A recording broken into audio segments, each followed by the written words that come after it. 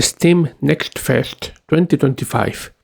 Hundreds of new demos. Well, I've spent a bit of time going through most of the demos tagged as detective, mystery, logic, or puzzle, and I am bringing you some opinions on some of those games. Which ones will I keep my eye on? Welcome to Will & Ware Games Corner. You will find links to every game in this video on the description, just below the like and subscribe buttons. If you find any of these games interesting, I would really ask you to consider downloading the demo and trying it yourselves.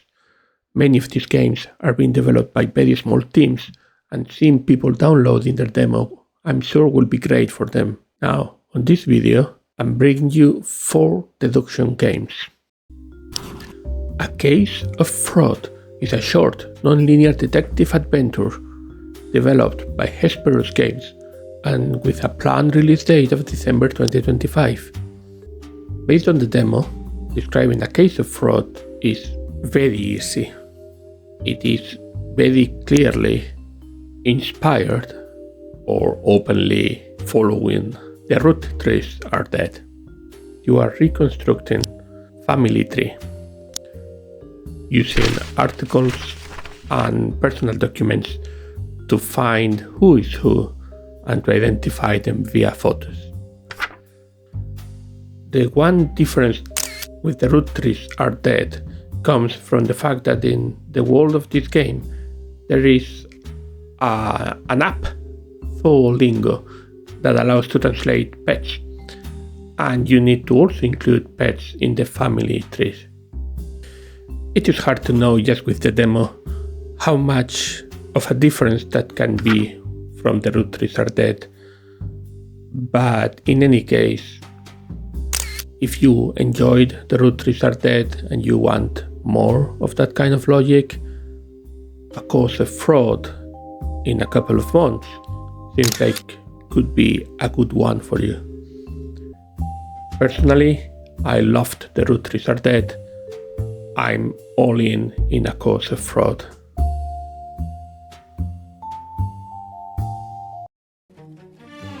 In Blackwood's Dilemma, you play as Brainstorm, a witch hunter which is in the village of Blackwood trying to reveal the truth around a supposed case of witchcraft. A man burned alive, apparently because of the effects of a witch's spell, and a woman is now said to be executed for that. But is she actually guilty? First things first, it is very clear that this game doesn't look amazing, but it is functional, so I don't consider that a big problem. Beyond that, what is the game about? You go around talking with people and examining the place, picking up clues, and then you have to put those clues together to make deductions. As usual with this mechanic, the real problem is that you are less deducing and more trying to guess what the developer was thinking about when they put together the list of clues.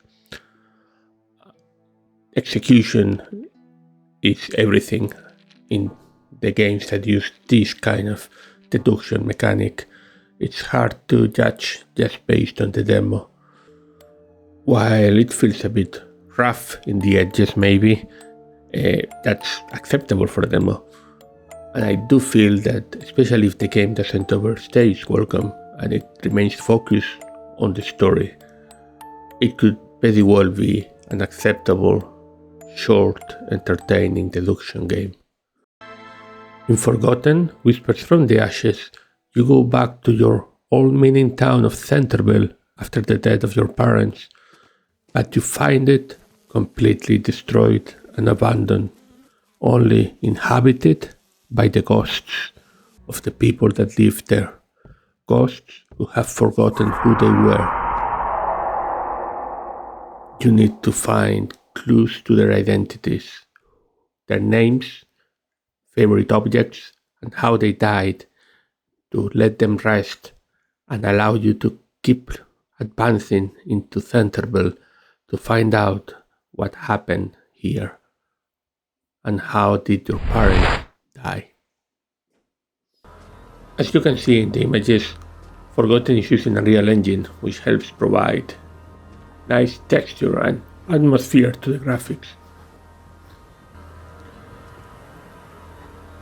Regarding the investigation and deduction, in demo, you're only dealing with a ghost at time, so there's really not much logic needed regarding what's his name or the object or the cause of death. The UI, however, seems to suggest that that will not be the case during the whole game. I expect as the town opens up, you will have to identify different ghosts, all of them at the same time. As you can see also in my images, performance felt a bit janky. Now, this is a demo. Also, I'm running this on my laptop, which is maybe not the best option for it. So, I expect that is not indicative of the final performance of the game. Whodunnit, the Midnight Murder Mystery Files, is a pure deduction game. In it, you are Benedict Holmes, a private investigator looking into the affairs of the Murder Mystery Club, which includes 5 of the world's greatest mystery writers. They are getting together in a hotel, but one of them has murderous intentions. Can you find out who is the killer? Who is the intended target?